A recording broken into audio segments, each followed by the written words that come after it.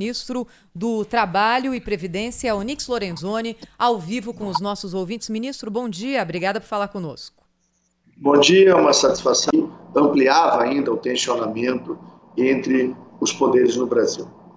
Na transição da manhã para a tarde de ontem, nós vimos o presidente do TSE na mesma linha do presidente do Supremo Tribunal Federal.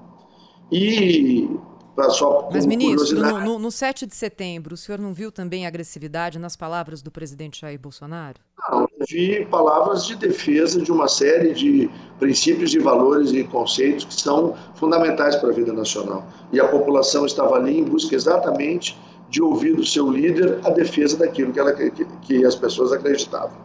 Eu passei, na quarta-feira, numa entrevista para uma rádio argentina, 45 minutos, eram 15 minutos a entrevista. Ela teve o triplo da sua duração, porque eu tentava mostrar que não ia acontecer nos próximos 2 ou 3 dias um golpe no Brasil. A descrição, a narrativa de que nós tínhamos um presidente golpista e de que nós teríamos um golpe de Estado no Brasil, ela já tinha transbordado das fronteiras do Brasil e já começava a ganhar não apenas a América Latina, mas também a própria Europa. O gesto que o presidente fez ontem é o gesto que apenas um homem forte politicamente, respaldado na sua população, tinha condição de fazer. E o presidente estendeu a mão para, na carta que fez à nação, poder pacificar a nação. Então, a narrativa de golpismo ou golpista, ela foi soterrada ontem, ela foi enterrada. E emerge dela o estadista, ou seja, aquele que mesmo estando forte, mesmo estando em condições de politicamente continuar numa escalada, ele opta pelo bem do país, pelo bem do Brasil, pela pacificação, até porque ele de maneira coerente age. Eu tive a responsabilidade de ser o coordenador do plano de governo do presidente lá no Caminho para a Prosperidade. A primeira coluna das 3 colunas de sustentação do plano era exatamente ser um governo constitucional. E não há um só ato do presidente Bolsonaro ao longo de todos esses 33 meses fora da Constituição. São todos movimentos rigorosamente constitucionais. Então, o que faz o presidente? O presidente estende a mão. O presidente oferece a todos os poderes, ao Supremo Tribunal Federal, ao Poder Legislativo, ao Congresso Nacional, o caminho da conciliação, o caminho da concórdia, o caminho do entendimento entre as instituições brasileiras. E esse é o caminho que o Brasil precisa ter. O Brasil precisa de paz para crescer, para se desenvolver. E agora nós esperamos que o Supremo Tribunal Federal recoloque o trem no trilho, porque alguns de seus membros, por algumas das suas decisões, eles tiraram o trem do trilho. Agora tem que recolocar e a bola agora está com o Supremo Tribunal Federal, está com o Congresso Nacional. Ministro, eu queria que o senhor contasse, o senhor conhece tão bem a alma e a cabeça do presidente da República, contasse nos revelasse algum bastidor do dia seguinte ao 7 de setembro. Né? O que a gente sabe é que pelas 11 da noite o presidente tomou a iniciativa de entrar em contato com o ex-presidente Michel Temer, enfim, e graças a essas conversas, entendimentos e tal, acabou resultando ali na declaração à nação. O presidente se deu conta de que o sucesso do número de pessoas e manifestantes que o apoiam nas ruas, ele próprio acabou por estragar isso com um discurso tão radicalizado que ele fez, sobretudo na Avenida Paulista. Ele se arrependeu disso, chegou à conclusão de que avançou ou de se excedeu nas suas palavras. Foi isso que o levou a produzir esse recuo? Na minha opinião, a decisão do presidente se baseia na preocupação e na responsabilidade de quem exerce o poder com o sentido de servir o seu país. O presidente podia ter se valido da fortaleza política com que ele saiu, independente do discurso. Cláudio, discurso é discurso. Nós todos sabemos disso. Mas o presidente teve a capacidade de enxergar que o Brasil precisa construir uma pacificação institucional. Há uma parcela da sociedade brasileira, e eu a conheço desde 2017, até antes disso, que acha que o Brasil deve ter uma intervenção militar, que o Brasil deve ter uma ruptura institucional, a quem serve isso? O presidente surpreende uma parte do Brasil e surpreende uma parte do mundo que é movido por uma narrativa montada pelos partidos de esquerda, alguns dos órgãos de imprensa que servem a essa narrativa há muito tempo, de que estamos diante de um presidente que desestabiliza o Brasil, de um presidente que estava preparando um golpe, estamos diante de um homem que é golpista. Não, o presidente não é golpista, o presidente é estadista. Pois é, ministro, deixa eu aproveitar essa fala do senhor. Sônia Blota aqui, um prazer tê-lo no Jornal Bandeirantes. Gente, é justamente isso, essa postura do presidente, esse recuo que o Cláudio citou, quanto tempo vai durar? E os apoiadores? Porque a questão é que quem estava muito inflamado na Paulista não gostou dessa postura depois da carta. Eu gostaria muito que o senhor comentasse sobre isso. A minha pergunta é o seguinte: o que o pobre brasileiro come? É dólar. Arroz é commodity, trigo, massa, pão é commodity, carne é commodity, leite é commodity, soja é commodity. Nós não temos que ter uma preocupação com os mais vulneráveis no Brasil. Vocês estão diante daquele que teve a responsabilidade e a honra de coordenar a montagem do auxílio emergencial e fazer chegar a 68 milhões de famílias. Foi a equipe que nós tínhamos lá no Ministério da Cidadania que encontrou 26 milhões de invisíveis que nunca governo nenhum, nem Lula, nem Dilma, nem ninguém encontrou. Se nós somarmos esses 26 milhões aos 7,8 milhões de MEIs que o Brasil tem, que são os microempreendedores individuais, nós temos 34 milhões de famílias. Esses 26 milhões são pessoas que nunca sentiram a presença do Estado brasileiro. Hoje estão todos bancarizados, são todos conhecidos. Então, o presidente, quando olha para o seu povo, ele defende os princípios e valores. A pergunta é, por que o campo brasileiro produz tanto? Porque tem paz no campo. Onde está o MST? Acabou. Tem risco a propriedade no Brasil? Não. O princípio do direito de propriedade é sólido. A liberdade individual no Brasil é sólida. Quem é que colocou alguma relativização ou limite à liberdade individual no Brasil? Foi o Supremo Tribunal Federal, através de algumas decisões do ministro Alexandre. Agora, com o gesto do presidente ontem, o que está acontecendo, Blota? É o Supremo Tribunal Federal hoje que precisa explicar por que o Brasil tem alguma instabilidade. Não é o presidente, não é o governo. O governo que conseguiu fazer gerar esse ano, por conta de uma série de ações feitas no passado, como, por exemplo, a simplificação, 1.800.000 empregos em 7 meses, num ano com pandemia. Não há no passado brasileiro nada parecido com isso. Eu tenho a esperança, eu oro, para que até dezembro nós cheguemos a mais de 2,5 milhões de empregos de carteira assinada gerados no Brasil. Está aí o CAGED para provar. Nós temos agora a PNAD mostrando que a ocupabilidade desses 34 milhões de pessoas que precisam das cidades abertas, que precisam da economia funcionando. Quem é que em março do ano passado disse que tinha que equilibrar a economia com a saúde com a economia, não faltou dinheiro para tratar a saúde das pessoas?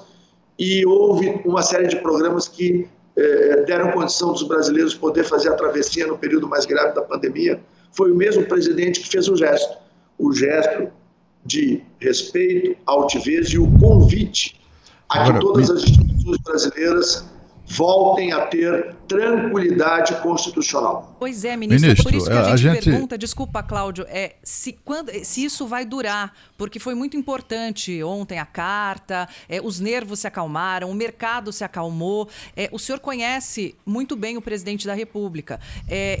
A tranquilidade para o brasileiro é saber se vai durar essa fase. O presidente sempre manteve a sua coerência com os seus princípios e seus valores. Seus compromissos constitucionais sempre foram mantidos. Quem é que quebrou o compromisso constitucional no Brasil? Não foi o presidente. Aliás, no Brasil, em todas as democracias ocidentais, diz que processo, quem detém o comando da ação penal é o Ministério Público. Nós tivemos um episódio promovido por um membro do Supremo Tribunal Federal, onde ele é parte, ele é juiz, ele é o Ministério Público, ele é o inquérito da Polícia Federal e ele julga. Ministro, e tomando uma frase do senhor, ministro... A quebra do princípio constitucional não foi do presidente. Ministro... O presidente ainda fez o gesto no momento em que estava mais fortalecido pelo apoio popular, estendeu a mão na busca de que o Brasil possa caminhar para a sua normalidade. E esta é uma decisão que nós já temos desde agosto de 2018, quando nós protocolamos o caminho para a prosperidade. Ministro, deixa eu lhe perguntar objetivamente aqui uma frase que o senhor citou para a gente. Não, mas é objetivo. Não, o que eu estou dizendo é objetivo. Sim, claro, é que o senhor disse o seguinte: esperamos que o Supremo recoloque o trem no trilho. O senhor falou isso na sua primeira resposta. O que significa isso? O que o Poder Executivo espera do Supremo Tribunal Federal? Primeiro, que as decisões são rigorosamente dentro do que a Constituição determina. Por exemplo, que o Ministério Público seja sempre o detentor de ação penal e que a PGR seja ouvida em qualquer ação que tramite no Supremo Tribunal Federal. Não seja superada ou bypassada como recentemente aconteceu. E isso segundo, significa encerrar o inquérito das fake news, ministro? Que os direitos e as garantias individuais brasileiras sejam respeitadas. Não pode haver num país democrático crime de fala, crime de visão diferente de mundo. E o presidente está demonstrando claramente que ele deseja esta pacificação. Por outro lado, nós temos a questão que envolve o marco temporal das terras indígenas, um processo que precisa ser tratado dentro daquilo que a Constituição determina desde o seu nascedouro, de que o marco temporal para a questão de delimitação de terras indígenas está contida dentro do que a Constituição determinou em 1988.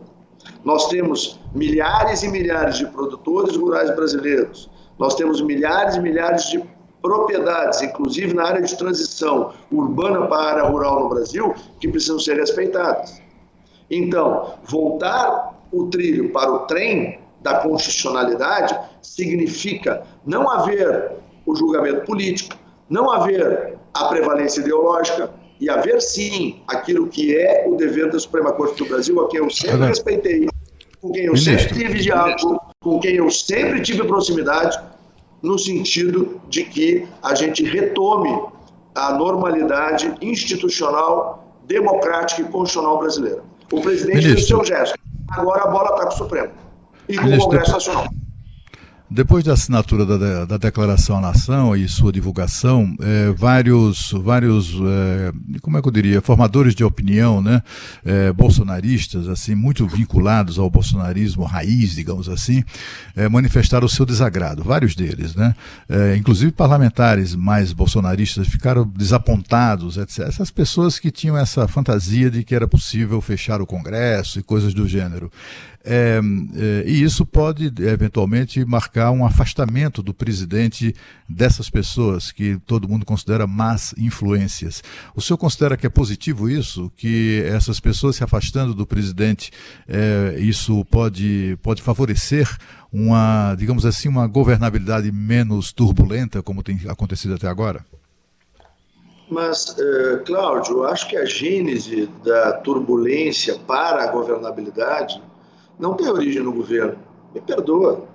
Tem origem nos ataques que o governo sofre porque ele enfrenta questões que historicamente foram construídas no Brasil e um mecanismo e um sistema de relações no Brasil que sempre visaram a vantagem de grupos ou de pessoas e não o interesse nacional. O presidente tem e cobra de todos nós, os seus ministros, uma postura de servir ao Brasil. Nós temos o compromisso de fazer com que a vida das pessoas seja transformada no Brasil. E é inegável, o Brasil agora já é o terceiro país do mundo que mais vacinou. Nós até novembro teremos 100% da nossa população vacinada.